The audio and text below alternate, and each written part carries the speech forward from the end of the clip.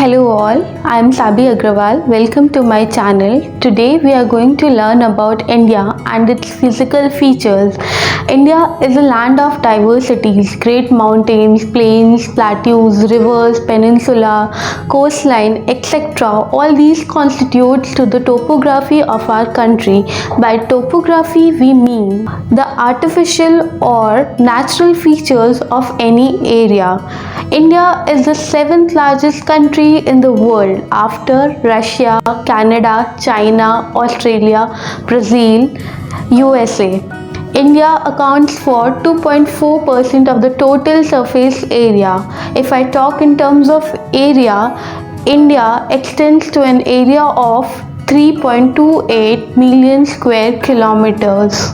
After China, India is the second populous country in the world. India entirely lies in the northern hemisphere. The Tropic of Cancer, which is 23 degree 30 minutes north, passes through the center of the country, thus dividing the country into two parts. Northward is called North India and southward is called South India. The 82 degree 30 minutes east longitude is taken as the standard meridian of the country and it passes through Mirzapur, Uttar Pradesh.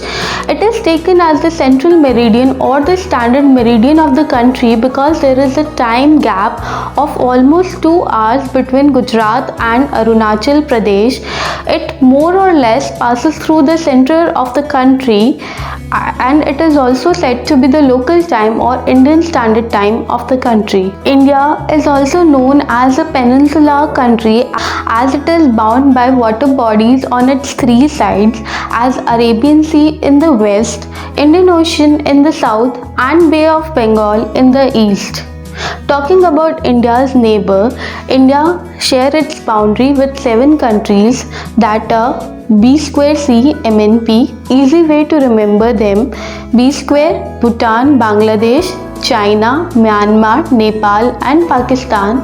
The main islands of India are Lakshadweep Island in the Arabian Sea and Andaman and Nicobar Island in the Bay of Bengal. India is also separated by Sri Lanka by Paul Strait. What is a strait? Strait is a narrow passage of water which is separating two water bodies, and here it is separating Arabian Sea in the west and Bay of Bengal in the east.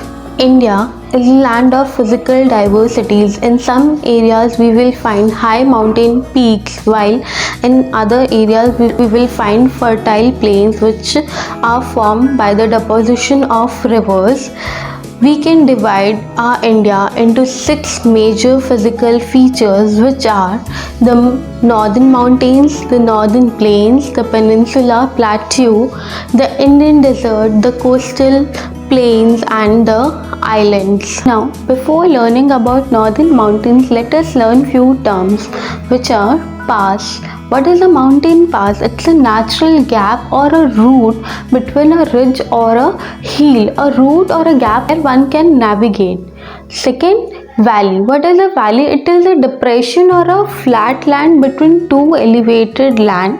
What is Doon? It's a longitudinal valleys which are existing between Himachal and Shivalik. Example, Dehradun, Potli Doon, etc. Talking about the northern mountains, they are divided into 3 groups, which are the Himalayas, the Trans-Himalayas and the Puranchal Hills.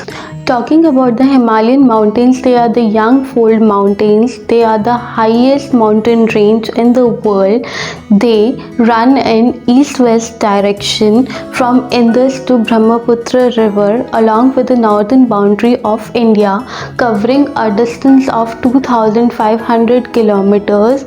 It varies in width from west at 400 kilometers to east in 150 kilometers. The Himalayan mountains may be divided into 3 parallel ranges, which are Greater Himalayas or Himadri, Lesser Himalayas or Himachal and Outer Himalayas or Shivalik. The Greater Himalayas are comprised of northernmost range and peaks. It is the most continuous range in the world. The average height of the Greater Himalayas is 6,000 meters and its width lies between 120 to 190 kilometers. It has highest peaks like Mount Everest, Kanchenjunga, Makalu, Dhaulagiri, Nanga Parvat, etc. Mount Everest is the highest mountain range in the world. Its height is 8,848 meters. Also, the height of Kanchenjunga is 8,586 meters. The rivers like Ganga and Yamuna originate from the Himalayas. Talking about the lesser Himalayas or Himachal, its altitude ranges between 1000 to 4500 meters and its average width is 50 kilometers. It has got few prominent ranges like Pir Panjal, Dhauladhar, Mahabharat mountain ranges. It also comprises of some famous hill stations like Shimla, Dalhousie, Darjeeling, Mussoorie, Nainital, etc. And it also has got few famous valleys such as Kashmir, Kullu and Kangra Valley. Let's talk about the outer Himalayas or Shivalik. Its altitude ranges between 900 to 1100 meters and its average width lies between 10 to 15 kilometers. It has got low hills which are known as Jammu Hills. The dunes or the valleys which are lying between the Shivalik and Himachal are known as dunes, and here we have Dehradun, Kotli and Patli. Talking about the Trans-Himalayan range, it extends north of Greater Himalayas and parallel to it is called Jaskar range. At the north of Jaskar range lies the Ladakh range. In this river flows between the Jaskar and Ladakh range. Talking about the Purvanchal Hills, it comprises of Mishami, Naga and Mizo Hills which are located on the eastern side, and Meghalaya Plateau is also a part of Purvanchal Hills. Now let's see what are the northern plains. They are located between the south of Himalayas and the north of the Peninsular Plateau. They are formed due to the deposition which is brought by the three main river systems which are the Indus, the Ganga and the Brahmaputra. It mainly includes the states like Punjab, Haryana, Uttar Pradesh, Bihar, West Bengal and Assam. This plain is very fertile due to the alluvial deposits which are brought down by the rivers from the Himalayas. Crops such as wheat, rice, sugarcane, pulses, oilseeds, jute, etc. are grown here. Now let's see what is Peninsula Plateau. It's a triangular shaped tableland.